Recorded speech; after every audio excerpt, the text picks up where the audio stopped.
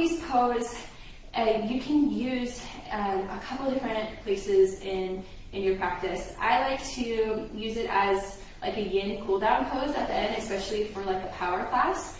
But I do tend to throw it into a sequence every now and then, especially if I'm working on like a peak pose of grasshopper, right? Because you really want to make sure your outer thighs are nice and supple and ready to get into, grasshopper pose. So adding in a knee pile or a cow face pose in your sequence it could be an accessible pose to work up to grasshopper. But that's really ultimately going to depend on your target audience again. Who are you teaching to? So you need to really fine tune that before you start to add this pose into like a main sequence.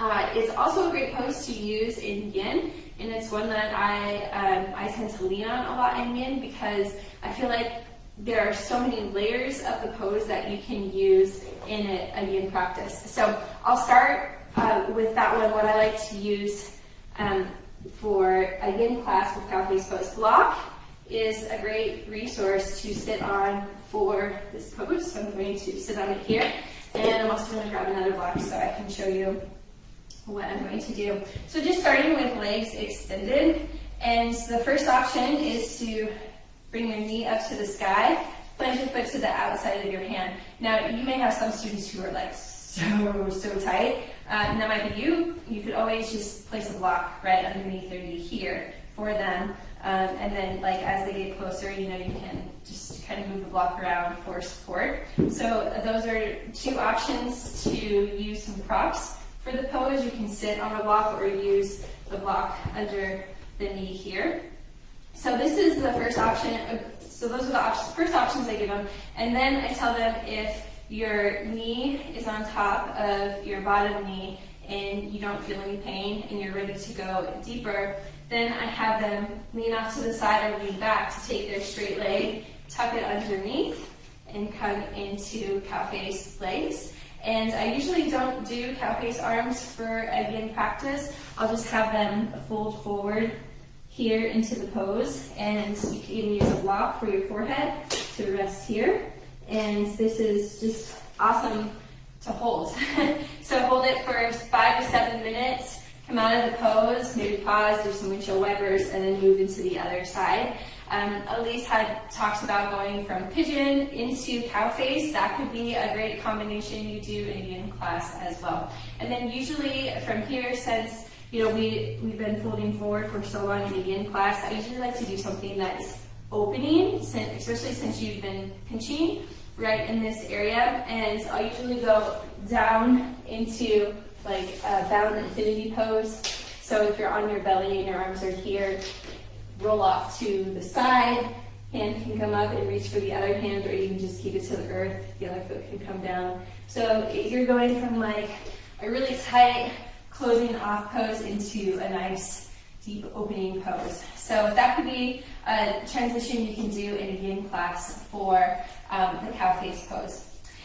Now thinking about, then I also talked about using this at the end of a class. Now if you wanted to sequence this in your class, one of the things you could do to get into the pose is just to go from hands and knees. So maybe you're doing, like some of these, or, any type of movement, maybe even just some cat-cow flows. You can just have them cross one knee behind, walk your hands back, lower down into cow face pose, and then they'll just come forward, unravel, maybe, you do some more like leg extensions, and then the other leg comes behind, you sit back, and you're in cow face pose here.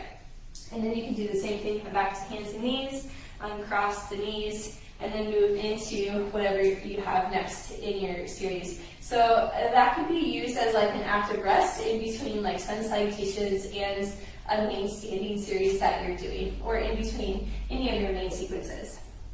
Okay, we talked about box. And so coming back to box, one of the things that I've used in the past when I'm working on like chin stand prep is, you think you're here, and for chin stand, I'll do a lot of these in class.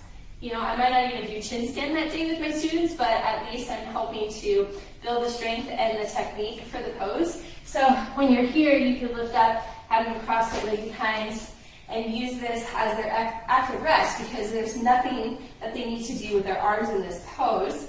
Just sit here for a few breaths, come back, unravel the legs, come into the other side, take your chin push-ups, and then cross the leg behind, come into cow-face legs on the other side. So that could be a transition you do.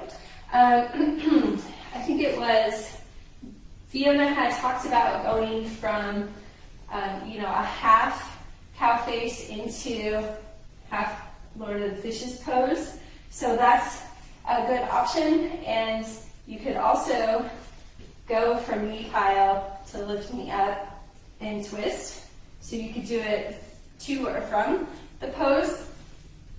You could also go from like January-Sirsasana A. So if you create a figure 4 with your legs and you're folding forward here, then you could lift up, cross that front leg over, maybe even just take a half cow face or go into the full cow face pose.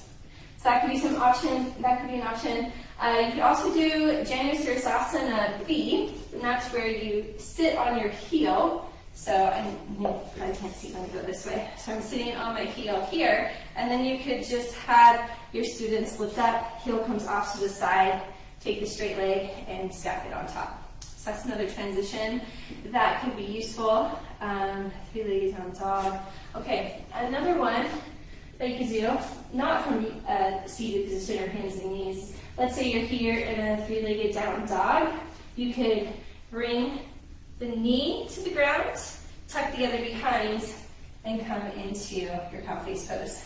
And then you could lift up, extend up and back. You could even move into a wild thing, or you could even go from a wild thing, flip around, knee comes to the ground, tuck the other behind, and sit down.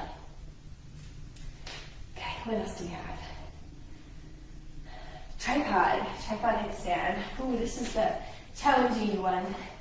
Let's say you're in cow face pose and you want to just give your students some playtime or however they want to transition to the other side. You could recommend they go through a tripod headstand. So from here, you just plant your palms to the earth, plant the crown of your head to the earth, lift your hips up, send your legs up to the sky, and then you'll cross the other leg on top, lower down, and come into cow face on the other side, Vimakrasana.